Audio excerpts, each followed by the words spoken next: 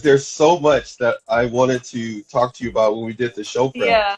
And you know what happened. You know what happened. We I don't even, and then when we did the show prep, what was so funny was when I got done, I went like, okay, what am I going to talk about in the show?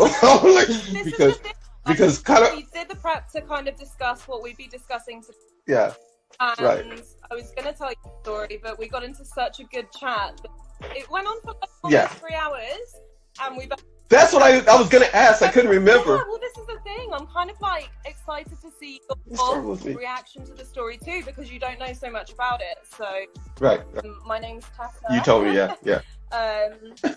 Yeah, and I'm British-Indonesian. So, yeah, I've been lucky enough to be influenced by many cultures in my life. Hence why right now I guess I'm working with the BAME community.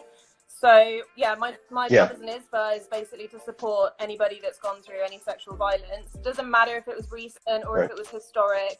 If they feel like they need to talk to decide what they want to do about it. So maybe they need help, whatever they need help with. You know, maybe it's just talking to somebody. Maybe it's going through counselling.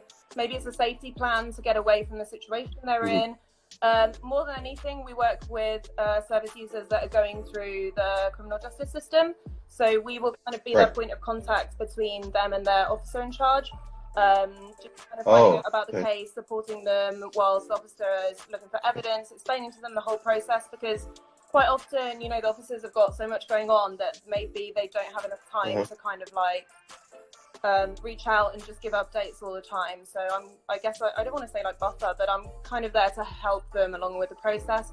And then when if it does get to court, when it gets to court, then I can go along with them just kind of as I guess a support worker. I don't know if that would be like the proper definition, but yeah, just kind of there to, I'm very new, but a lot of my clients, a lot of my colleagues have said that they do find themselves in situations where they do need to listen, and because that person feels like a lot of it is just making them feel that they're heard and that they're believed, because unfortunately the statistics of people even going to court in the first place and then going to court and then the perpetrator getting found guilty are really, really low. So can you imagine like going through the incident in the first place and then retelling it, you know, in your evidence video, and then going into court and being cross-examined by these barristers that are super scary, and then saying all of this all over again, like you're going through trauma and trauma and trauma, saying it in front of a load of people, and then for that perpetrator to walk away, you're going to feel like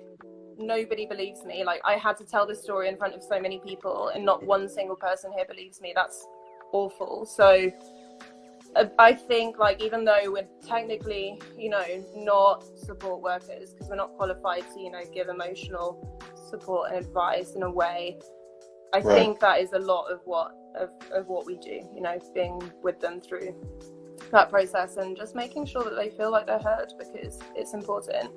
It's really important. Another thing, which, you know, we're going to go into this later, but I went through a lot of, you know, not necessarily sexual violence, but, you know, definitely domestic violence when I was with, with a few toxic relationships I had before. And I felt like at the time, nobody listened to me. So kind of the idea of like working with these people, you know, with these victims, it definitely appealed to me on that sense as well. But mainly, and this is something that we did talk about, was something that happened at the beginning of this year in Mexico. So I don't know, worth me like explaining the whole story, or I don't know, like this crazy thing happened. Go for it. Yeah, I think I need to change the channel to just go for it, because I want people to just go for it. Go off on tangents, and this is going to go on forever. No, listen. We've already experienced that in the so-called show for air quotes.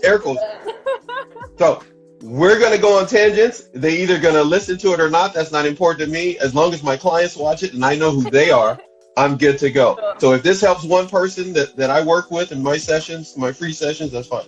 But I need you to talk about whatever you want to. I will direct it, and then whenever you're ready to go, you tell me. Okay. But this is California and the UK, Bristol, UK connected. Go do your thing. Go do your thing. No, I want you to just talk about it because I know where you're going, but yeah, of course. Go ahead. Basically, so I was living in Mexico for a long time before. I have a lot of friends there. I originally was working in the alcohol industry. So I worked in the hospitality industry about like 6 or 7 years. I was working as an ambassador before. Recently, I was working in sales. Completely not my personality at all, but it was an interesting job. Okay, I think I would have found that interesting to meet you while you're trying to do sales. Because I'm sorry, you don't seem like you can sell anybody anything. Like, this is why because I'm kind of good at it. There's no measure of manipulating in you. You're not a manipulative person. The thing is, like, I was selling a portfolio of drinks, and they were really okay, and I really believed in them. So, like, I talk to people and be like, look, this is really great. This one, not so much. Okay, yeah. And, like, you know. Oh. So I think it was, like, great in some ways, also terrible in some ways. But anyway, I digress. So okay. But yeah, go ahead. So I was working as an ambassador for a mezcal brand, and we were really good friends. Well, there was, you know, and this happens quite a lot. There was a guy who was kind of a pillar of the industry. Like, he was the operations manager of a big group of bars. We worked with them a lot. We did events with him. You know, he was best friends with one of my really close friends. I wouldn't say that he was necessarily my friend, but definitely a really well-known acquaintance. And before International Women's Day this year, a girl on Facebook posted this story about how this guy had spiked her drink and raped her. And she was one of, I mean, I don't know if this is lucky or unlucky, but I mean, it's so complicated, isn't it? But she remembers that it was him, and she remembered, she understood what had happened to her. Like, she just got this feeling. She didn't remember the actual incident, but she knew it was him, and she knew what had happened to her. So she went and reported it, and then she spreaded it all over Facebook. So many people, which was really amazing. A lot of people shared it. A lot of the people in the industry that I was working with, a lot of my friends shared it, and they spoke about it, and they all said, we believe you. And then 2 of my friends came out and said that it had happened to them. And that was terrifying. Because he wasn't just doing it to, you know, girls that were coming into his bar. He was doing it to people that he knew. And that is absolutely terrifying. And the worst thing about it was that, you know, one of the girls had never spoken about it before, because she felt like, you know, I must have been really drunk. I don't really remember. I don't want to make these wild accusations.